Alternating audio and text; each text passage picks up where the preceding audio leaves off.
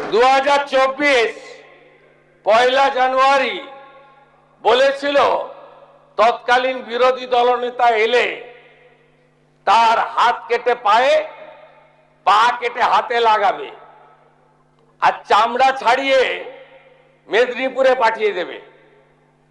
ওর অবস্থা কি হয়েছে সবাই দেখেছে। আরেকটা জীবন তোলার গুন্ডা ক্যানিং ভারত, ওর অবস্থাও কি হয়েছে দেখতে পাচ্ছে সবাই। আরেকটা পুষ্পা ঝুঁকে গায়ে নেই। জাহাঙ্গীর, শওকত বা অন্য যাদের কথা উনি বলছেন তাদের সঙ্গে আমার কোনো তুলনা হয় না। আমি বাংলার রাজনীতিতে দীর্ঘ 43 বছর রাজনীতি করছি। সিপিএমের যখন সরকার ছিল সেই সরকারের বা সেই মার্ক্সবাদী কমিউনিস্ট পার্টির বিরোধিতা করতে গিয়ে 27টা মামলা খেয়েছিলাম। সেই সব মামলা আজকে অতীত। কোনো মামলায় প্রমাণিত হয়নি যে আমরা কোনো ক্রিমিনাল অ্যাক্টিভিটিস বা কোনো আইনকে বুড়ো আঙুল দেখানো বা কোনো আইনকে অমান্য করার মতো কোনো কাজ বিগত দিনে করিনি। আমার মনে হয়েছে যে এনাফি জানাব, সময় এসেছে এই ধরনের লোককে সবক শেখানোর। এবং আমি আপনাদেরকে অ্যাসিওর করছি, এত বড় ক্ষমতা আপনাকে কেউ দেয়নি। মমতা বন্দ্যোপাধ্যায়ের যে সরকার ছিল সেই সরকারের প্রায় ডিসেম্বর থেকে 4ঠা ডিসেম্বর 2025 আমাকে তৃণমূল কংগ্রেস থেকে সাসপেন্ড করা হয়েছিল। তারপর থেকে আমি মনে প্রাণে চেয়েছিলাম যে রাজনৈতিকভাবে তৃণমূল কংগ্রেসটা ক্ষমতাচ্যুত হোক, বাংলার যে দুর্নীতিগ্রস্ত সরকার সেই সরকারটার পতন হোক, সেটা চেয়েছিলাম। তেমনি একইভাবে তিনি তৎকালীন বিরোধী দলনেতা আজকের মুখ্যমন্ত্রী শুভেন্দু অধিকারী, তিনিও তেনার রাজনৈতিক কর্মসূচি পালন করতে গিয়ে বারবার তেনাকে বাধাপ্রাপ্ত হতে হয়েছিল এবং তেনাকে অনারেবল হাইকোর্টে গিয়ে পারমিশন নিয়ে সভা সমিতি বিজেপির পক্ষে তিনি করেছিলেন। এখন সমস্যা যেটা সৃষ্টি হয়েছে সেটা হচ্ছে যে 4ঠা মে বিকেল 4টে অবধি যারা তৃণমূলের গুন্ডা ছিল, যারা তৃণমূলের তোলাবাজ ছিল, যারা তৃণমূলের দুর্নীতিগ্রস্ত সব লোক ছিল, মমতা বন্দ্যোপাধ্যায়ের পুলিশ প্রশাসনের ছত্রছায়ায় ছিল, 4ঠা মের পর থেকে তারা বিজেপির পতাকা ধরে নিয়েছে।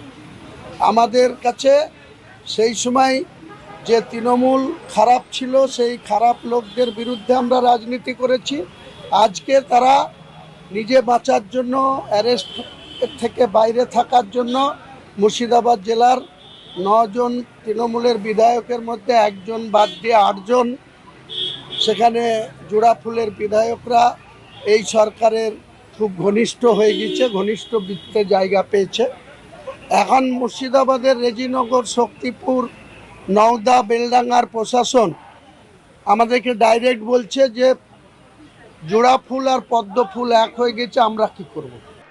আপনি কান খুলে শুনে রাখুন, আপনাকে এইভাবে ধমক, হুমকি, বেপরোয়া, লাগাম ছাড়া কথা বলতে দেব না, দেব না, দেব না। আমার বক্তব্য হচ্ছে, আমি আমজনতা উন্নয়ন পার্টির প্রার্থী হিসেবে রেজিনগরে 59,000 ভোটে বিজেপিকে হারিয়ে আমি নির্বাচিত হয়েছি, আর নওদাতে 29,000 ভোটে বিজেপিকে হারিয়ে আমি বিধায়ক হয়েছি। আর শুভেন্দুবাবুর দল বিজেপি 208টা সিটে, ফলতা সহ 208টা সিটে 2,93,06,000 ভোট পেয়ে তিনি রাজ্যের ক্ষমতায় এসছেন।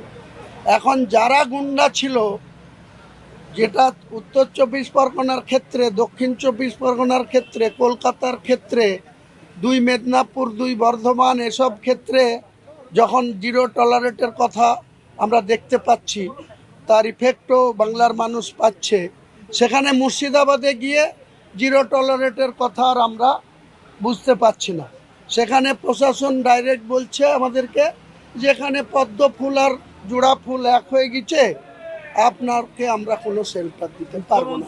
আগামী 2-3 মাসের মধ্যে উপনির্বাচন হবে, আপনি আপনার ছেলেকে জেতাতে চাইছেন। 72% মুসলিম আছে, মুসলিম ভোটকে কনসলিডেট করার জন্য আপনি এই খেলাটা খেলছেন। ওটা মুখ্যমন্ত্রী বলতেই পারেন, তিনি একজন রাজনৈতিক নেতা, পরে মুখ্যমন্ত্রী, তো তিনি তিনার পার্টির হয়ে বলবেন, এটাতে অন্যায় কি আছে? আর আমিও আমার পার্টির হয়ে বলবো, আমার পার্টির প্রার্থী আমার ছেলে হোক, যে হোক, তার হয়ে আমি বলবো, ভোটে লড়বো।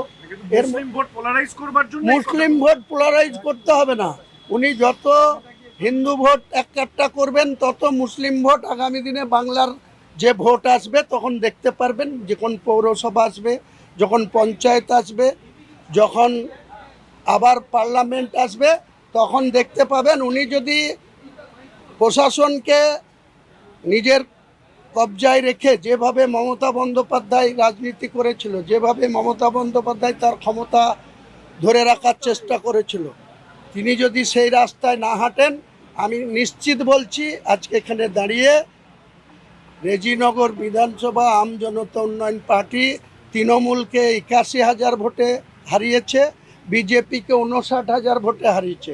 আগামী নির্বাচন ইলেকশন কমিশন যখনই করুক, আমি বলছি কোনো শক্তি নেই, যদি জবরদস্তি না করা হয়, প্রশাসন দিয়ে আমাদেরকে হ্যাকেল না করা হয়, রেজিনগরের মানুষ আগামী দিনে যে ভোটের মার্জিনে আমি জিতেছিলাম তার থেকে বেশি তা কম না, সেই মার্জিনে আমজনতা উন্নয়ন পার্টির